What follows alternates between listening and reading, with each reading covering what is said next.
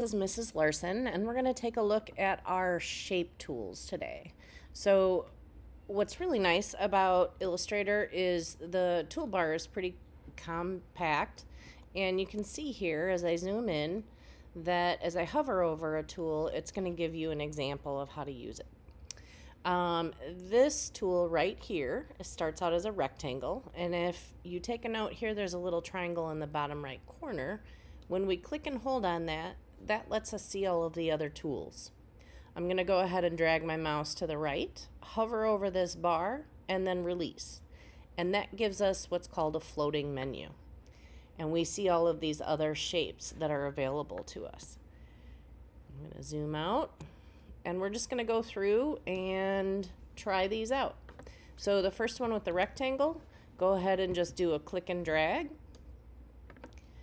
And then the second one, this is a rectangle with rounded corners. Go ahead and click and drag. And then the ellipse tool, you can go vertical or horizontal with that. This is the polygon tool, right? So it's got many sides. We can tell it, we're going to see in just a little bit how to change it so that you can have fewer or more sides. The star tool, click and drag. And then the last tool, you got to watch out for this one. There's not a whole lot of good uses for it, but if you do use it, you want to make sure that you can't tell that it's this tool. I will say that it's a lot of fun to play with. I've only seen it used really effectively within a design a couple of times. One was as like the eyeball, and then another time was as a space, like in the space, you know. So to use it, just do a click and drag. And here's what I mean by it being kind of fun. We get all these blue lines that show up. And when you release it, you can see there's a bunch of transparency and all that kind of stuff. I'm going to go ahead and go back and click on my selection tool. And if I want to get rid of any of these things, all I have to do is click on it and hit delete. I can also start my mouse here or over here and click and drag. And you can see there's box that goes around them, and then I could hit delete. The next way that I'd like you to create with these shapes is to use we're going to go through these same ones, but this time we're going to hold our shift key. And what you should notice here is that instead of a rectangle, we'll end up creating a square. So your shift key is pretty important in terms of keeping things proportional. You'll use that a lot later when you're resizing things. When we get to these, it holds it so that it doesn't rotate. And again, those were all the click and drag, and I'm not even going to do the flare tool. All right, the last method for creating these shapes is just to go and single click. So sometimes you need to see or create something specific in size, and you can just type in your numbers that you need and then hit OK.